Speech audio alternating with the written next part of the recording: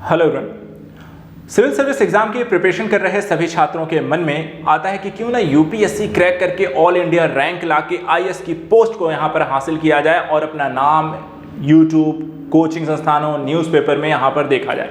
क्यों ना देश की सबसे टफेस्ट एग्जाम को क्रैक किया जाए। क्यों ना यहाँ पे दिन रात मेहनत करके अपने सपनों को पूरा किया जाए। क्यों ना यहाँ अपने आइडल्स को देखते हुए हम भी यहाँ पर उसी फील्ड को फॉलो अप करते हुए इस एग्जाम को क्रैक करें। लेकिन इतना आसान नहीं होता है।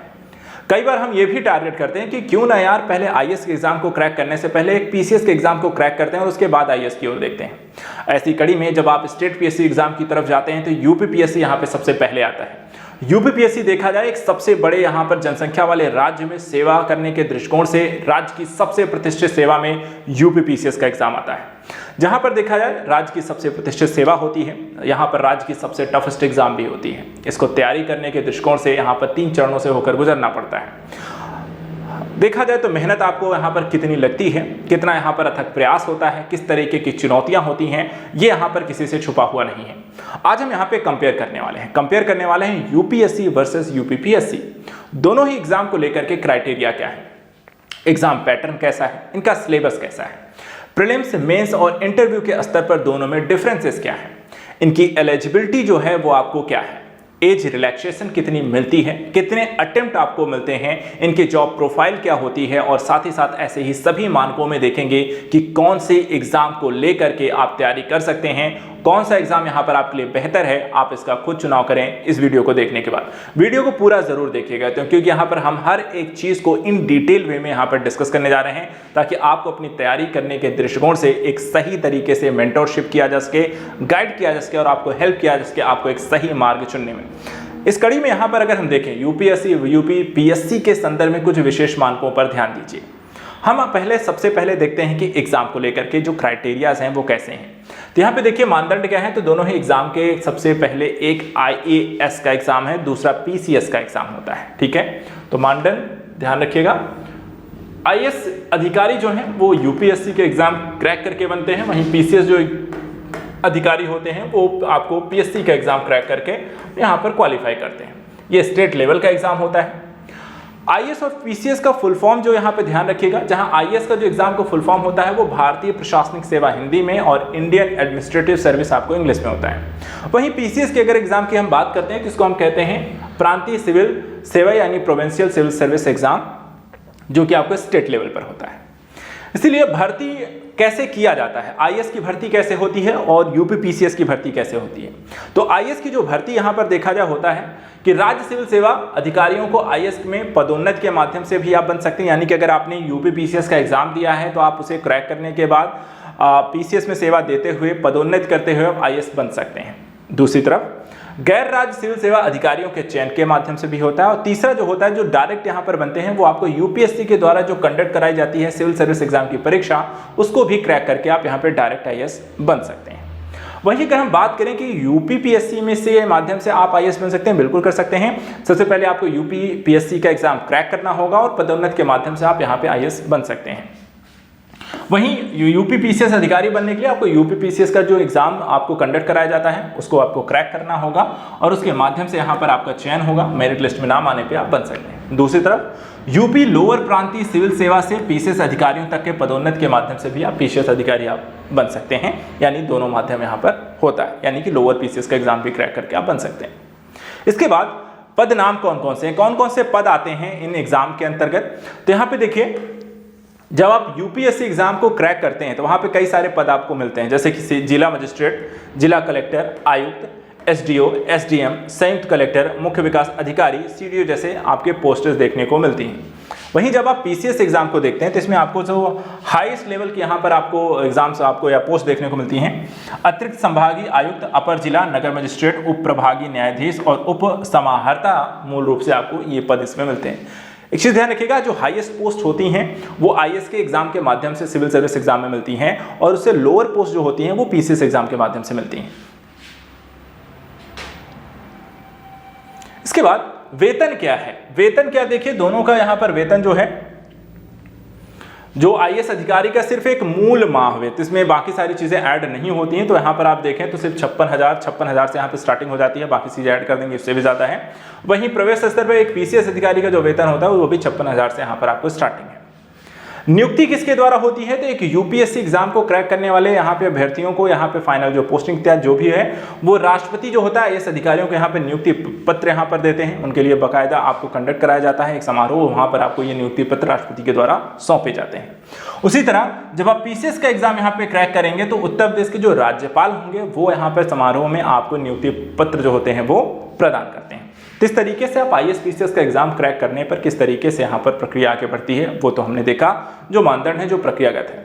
अब बात आती है कि इन दोनों के मध्य यहाँ पर अंतर क्या है, जैसे आयु सीमा को लेकर के, इनकी शैक्षणिक योग्यता को लेकर के, इनमें कितने अटेम्प्ट आपको मिलते हैं, ये सारी चीजों को लेकर के।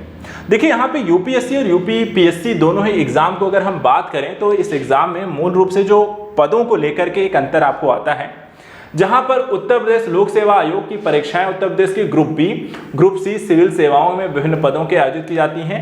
अब यूपीएससी और यूपीपीएससी परीक्षाओं के बीच पात्रता, आवश्यकता और अंतरों को देखने में भी यहां पर स्थिति आपको ज्यादा स्पष्ट हो जाती है। जैसे कि सबसे पहले देखिए आप आयु सीमा को लेकर के, अगर आप यूपीएससी एग्जाम देने जा रहे हैं और आप एक नॉर्मल कैटेगरी यानी कि जनरल कैटेगरी के अंतर्गत आते हैं तो आपको 21 से 32 वर्ष की आयु के अभ्यर्थी एग्जाम दे सकते हैं।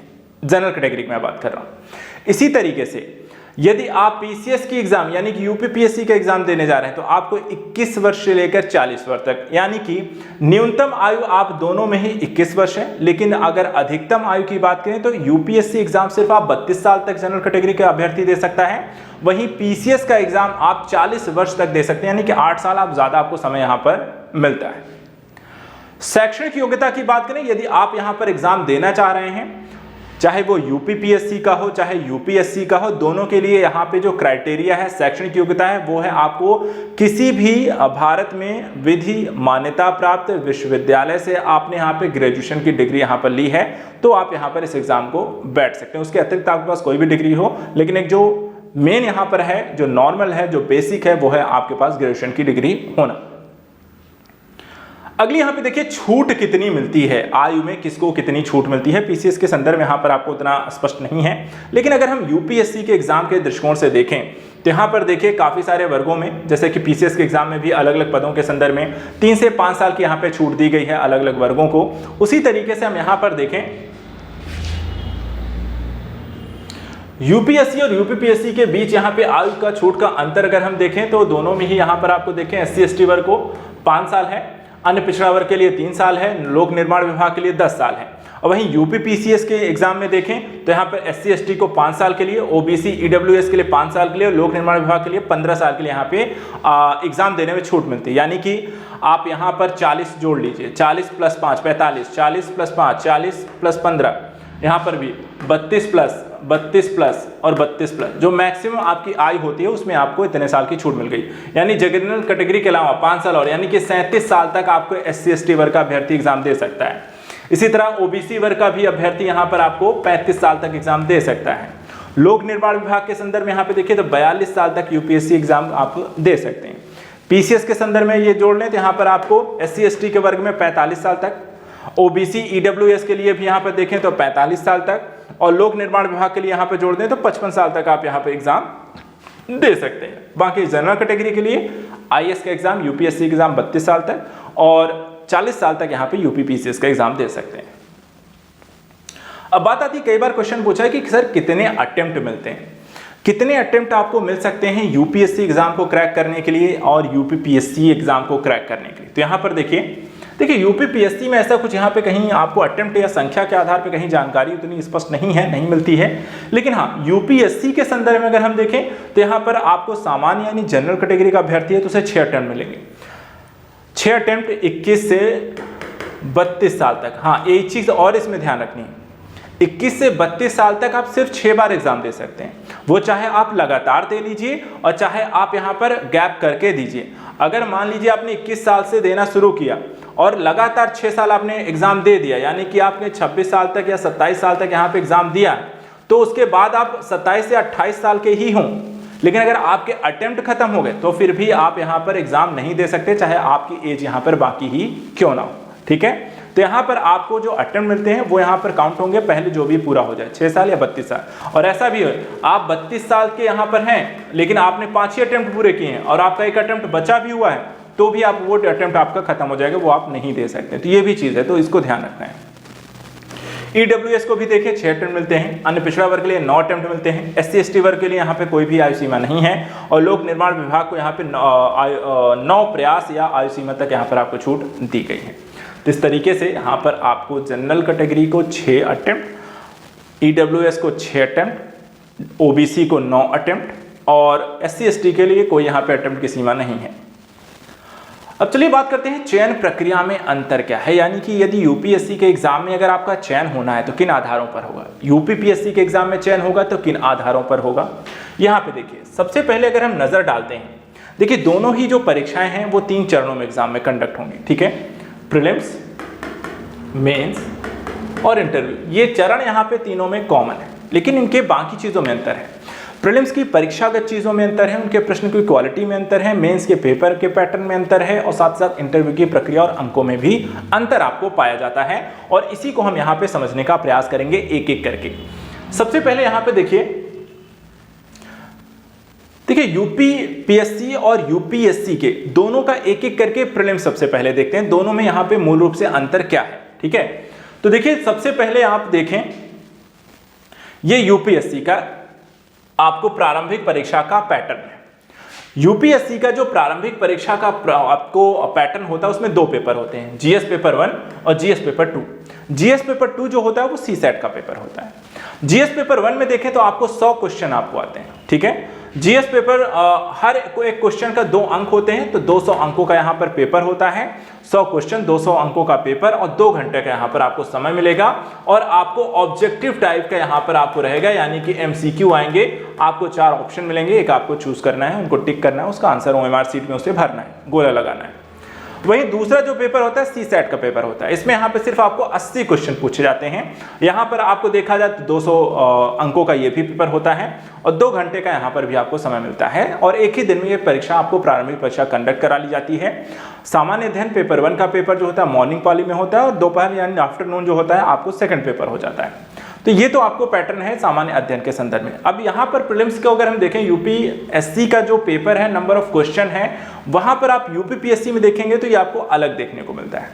अब यहाँ पर देखें यूपीपीएससी की जो प्रारंभिक परीक्षा है, इसमें भी देखिए दोनों पेपर आते हैं, GS paper 1, GS paper 2। GS paper 2 यहाँ पर भी आपको सीसेट का ही है, लेकिन यहाँ पर अगर आप प्रश्नों की संख्या को देखें तो अंतर है। यूपीएससी जहां जीएस पेपर 1 के अंतर्गत सिर्फ 100 क्वेश्चन पूछता है, वहीं यूपीपीएससी आपसे 150 क्वेश्चन पूछता है। और यहां पर भी देखिए कुल मार्क्स दोनों के बराबर हैं, 200 अंक है, ये भी 2 ही घंटे में पेपर होगा, लेकिन प्रश्नों की संख्या आपको 150 है, 50 क्वेश्चन ज्यादा यहां पर आपको यूपीपीएससी पूछता है। इसी तरह आपको यहाँ पर सीसेट के पेपर में 100 क्वेश्चन पूछे जाते हैं, जबकि यूपीएससी में देखा जाए तो आपने 80 क्वेश्चन पूछे थे, यानी 20 क्वेश्चन आपको सीसेट के पेपर में भी यूपीपीएससी ज्यादा पूछता है। 200 अंकों का पेपर है, 2 घंटे का पेपर होता है, ये भी यहाँ पर एक ही दिन में कंडक्ट कराए जाएंगे। ऑब्जेक्टिव टाइप के होंगे, एमसीक्यू क्वेश्चन आएंगे, आपको ओएमआर सीट एक मिलेगी, उसमें से जो आपको एबीसीडी में जो सही होगा उसको ओएमआर सीट में भर लेना है। तो इस तरीके से यहाँ पर जो प्रारंभिक परीक्षा के स्तर पर देखें तो नंबर ऑफ जो क्वेश्चन होते हैं वो यूपीपीएससी में ज्यादा आते हैं और यूपीएससी में आपको कम आते हैं। पेपर दोनों में 2 होते हैं, दोनों के समान अंक होते हैं, एक ही दिन में दोनों परीक्षा होती है, बाकी चीजें यहाँ पे समान है, लेकिन नंबर ऑफ क्वेश्चन के साथ साथ जो क्वेश्चन का लेवल होता है, यूपीएससी के क्वेश्चन ज्यादा डीप होते हैं और मल्टीपल डायमेंशंस के होते हैं और ज्यादा यहाँ पे टफ होते हैं, बजाय यहाँ पर आपको देखा जाए यूपीपीएससी के। इसमें 1 लाइनर आपको ज्यादा आते हैं, उसमें कथन कारक करके आपके क्वेश्चन ज्यादा, उसमें लेंथी क्वेश्चन होते हैं, इसमें आपको इजी गोइंग 1 लाइनर आपको क्वेश्चन ज्यादा रहेंगे। इसी तरीके से अब चलिए बात करते हैं कि मुख्य परीक्षा को लेकर के क्या पैटर्न दोनों ही परीक्षाओं में देखने को मिलता है। सबसे पहले आइए नजर डालते हैं, यदि आप यूपीएससी का एग्जाम देने जा रहे हैं तो यूपीएससी के एग्जाम का पैटर्न यहां पर क्या है। अब यूपीएससी का एग्जाम अगर आप देने जा रहे हैं तो देखिए ये डिस्क्रिप्टिव होते हैं, यानी कि आपको एक क्वेश्चन पेपर जो आएंगे 20 क्वेश्चन आएगा हर एक पेपर में और आपको वहां पर क्या होगा, लिखना होगा, उसका उत्तर लिखना होगा, जो 200 शब्दों में, 250 शब्दों में या आपको 150 शब्दों में लिखने होते हैं। अब इसमें अगर हम देखें कितने आपको पेपर देने होते हैं तो यहाँ पे देखिए 1 हफ्ते तक एग्जाम चलता है, 5 से 6 दिन का एग्जाम आपको चलेगा, 7 दिन का भी हो सकता है आपको। अब इसमें यहाँ पे देखिए सबसे पहले पेपर ए और पेपर बी होता है।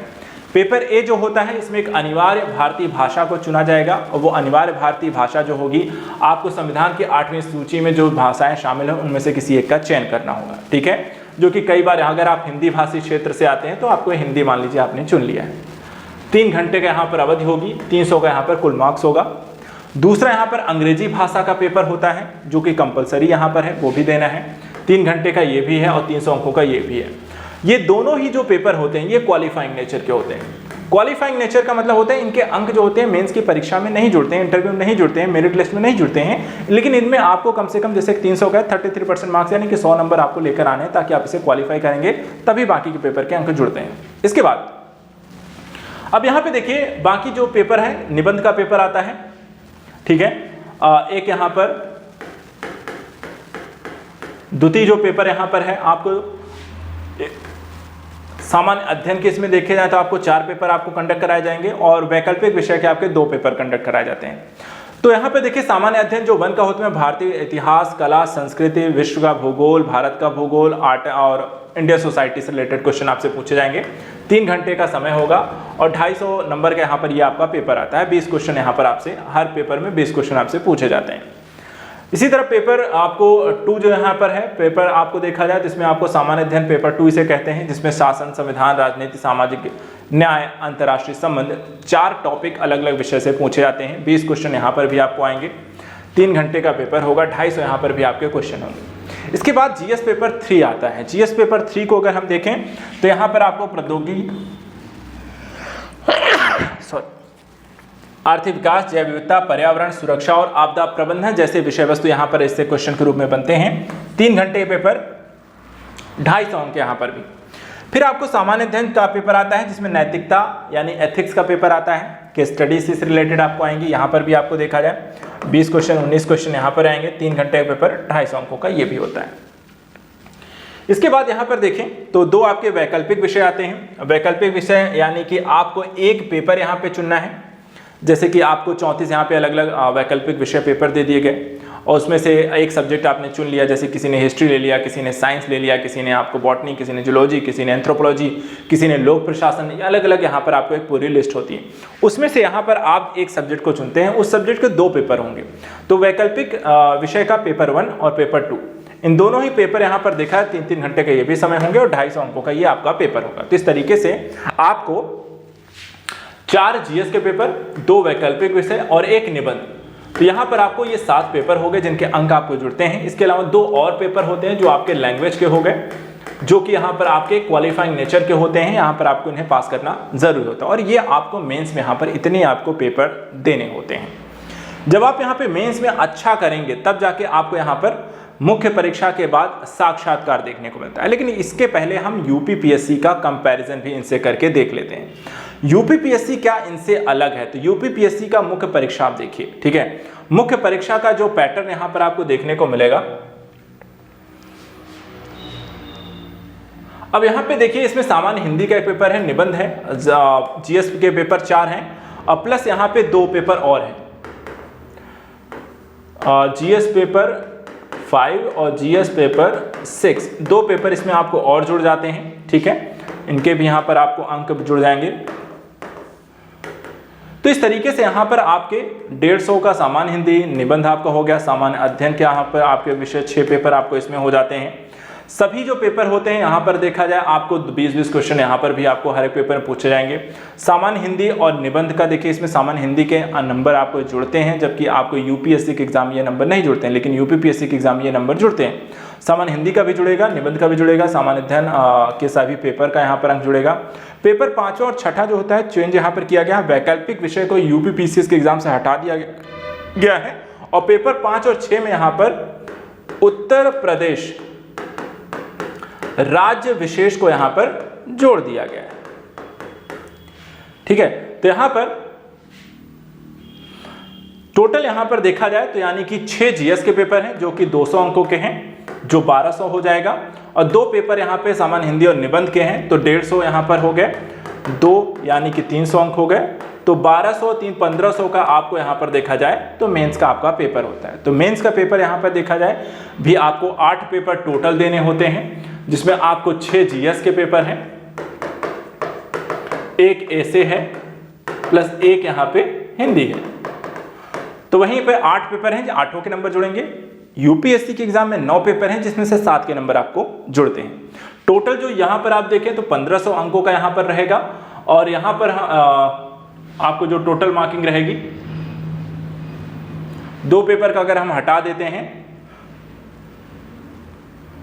1750 का यहाँ पर आपका मेंस का पेपर आपको यहाँ पर यूपीपीएससी मेंस का यहाँ पर अंक हो जाते हैं। अब आता है इसके बाद यूपीएससी और यूपीपीएससी के साक्षात्कार की प्रक्रिया को लेकर के। अब यहां पर हम देख लेते हैं यूपीएससी और यूपीपीएससी में साक्षात्कार के अंकों को जोड़ें तो यहां पर देखें यूपीएससी का जो एग्जाम है वहां पे 275 अंकों का यहां पे आपको साक्षात्कार होता है, यानी कि इंटरव्यू होता है। और इंटरव्यू में यहां पर उम्मीदवार से उसके मानसिक सामाजिक गुणों के मूल्यांकन के संदर्भ से प्रश्न यहां पर पूछे जाते हैं। सामान्य रुचि उनकी क्या है, हॉबीज क्या है, उससे रिलेटेड कुछ यहाँ पे आपको करंट इवेंट से रिलेटेड आपको क्वेश्चन पूछे हैं, कुछ सिचुएशनल बेस्ड यहाँ पे क्वेश्चन आपकी हाजिर जवाबी एक तरीके से चीजें चेक की जाती हैं। तो उम्मीदवारों की शैक्षणिक रुचि, बुद्धिमत्ता, चरित्र, शक्ति, व्यक्तित्व, अव्यक्त इत्यादि की सेवा की समग्र फिटनेस सभी का मूल्यांकन 100 अंक वाले यहाँ पर यूपीपीएससी का एग्जाम होता है। इस तरीके से यूपीएससी में 275 अंक इंटरव्यू के होते हैं, वहीं यूपीपीएससी में मात्र 100 अंक आपके इंटरव्यू में होते हैं। तो दोनों में यहाँ पे डिफरेंसेस आपको देखने को मिलेंगे। अब बात करें टोटल अंक यहाँ पर कितना हो गया, तो यूपीएससी का मेंस और इंटरव्यू का मिला के 2025 यहाँ पे टोटल मार्किंग होते हैं, जिसमें यहाँ पर आपकी मेरिट लिस्ट बनती है।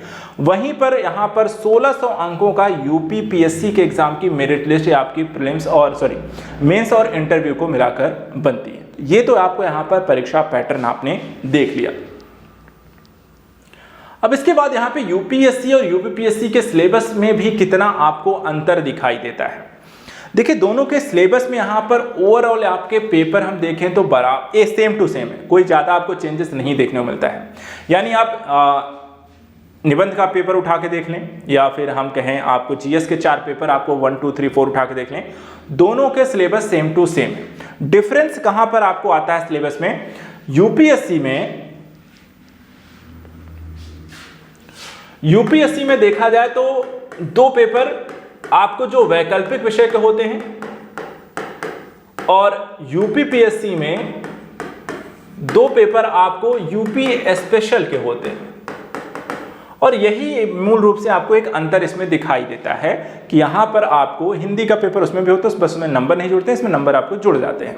बाकी उनका सिलेबस सेम टू सेम है, निबंध का भी सेम है, आपको हिंदी का भी सेम है, आपके जीएस के 4 पेपर का भी सेम है। डिफरेंस सिर्फ इतना है कि वैकल्पिक विषय जो आप चुनेंगे उसका सिलेबस उस अलग है, यहाँ पर यूपी स्पेशल आपका सिलेबस इसका अलग है, जो कि उत्तर प्रदेश राज्य विशेष के संदर्भ में ही पढ़ना है। हाँ, मूल रूप से यहाँ पे देखिए जो स्तर है, जो किसी भी विषय में क्या पूछा जाएगा उसमें भी थोड़ा मूल रूप से आपको अंतर दिखाई देता है। अंतर क्या है, देखिए यहाँ पे अगर हम यूपीपीएससी के पाठ्यक्रम की तुलना में यूपीएससी के पाठ्यक्रम यानी कि आईएएस के एग्जाम के यहाँ पे पाठ्यक्रम की बात करते हैं तो इसमें विषयों की एक बड़ी श्रृंखला शामिल है। अधिकारियों को अंतर्राष्ट्रीय संबंध, राजनीति विज्ञान, इतिहास, अन्य विषयों की आवश्यकता है। वहीं यूपीपीएससी के अधिकारियों को मूल सिद्धांतों को सीखने की आवश्यकता, यानी कि बेसिक नॉलेज होना ज़्यादा ज़रूरी है।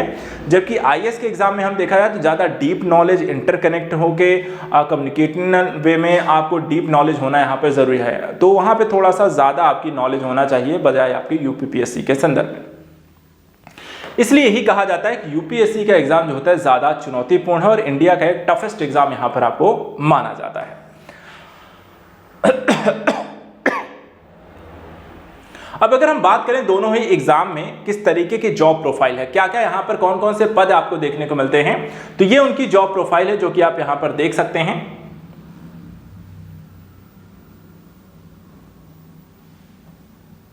ठीक है, इस जॉब प्रोफाइल में अगर हम देखें तो काफी सारे आपको पद देखने को मिल जाएंगे।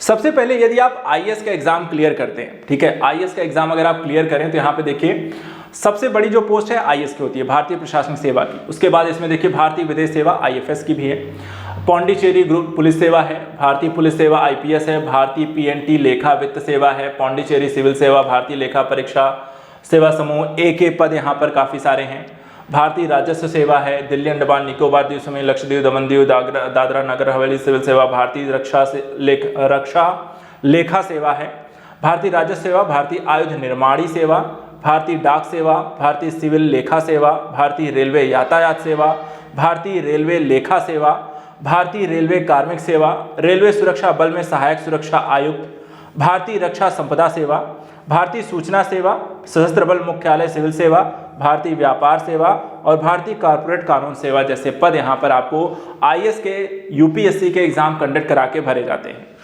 वहीं अगर हम बात करें यूपीपीएससी के एग्जाम में कौन कौन से पदों को यहाँ पर भरा जाता है, तो इसमें देखिए आपको रजिस्ट्रार हो गए, सहायक अभियोजन अधिकारी परिवहन, जिला प्रशासनिक अधिकारी, जिला लेखा परीक्षा अधिकारी, सहायक नियंत्रक कानूनी माप अधिकारी, सहायक श्रम आयुक्त, जिला कार्यक्रम अधिकारी, एससीएफ, आरएएफ, वरिष्ठ व्याख्याता, जिला प्रोबेशन अधिकारी, बाल विकास अधिकारी, पदाभिहित अधिकारी, खाद्य सुरक्षा अधिकारी, सांख्यिकी अधिकारी, श्रम प्रवर्तन अधिकारी, जिला गन्ना अधिकारी, उत्कृष्ट सेवा समूह बी विकास शाखा, प्रिंसिपल जो हो गए सरकारी इंटरमीडिएट कॉलेज के, आईआरओ हो गए, सहायक निदेशक हो गए, प्रबंधक हो गए, सहायक भंडारक हो गए, तकनीकी सहायक हो गए। तो ये पद जो होते हैं आपकी जो जॉब प्रोफाइल है वो यूपीपीएससी के एग्जाम के माध्यम से भरे जाते हैं।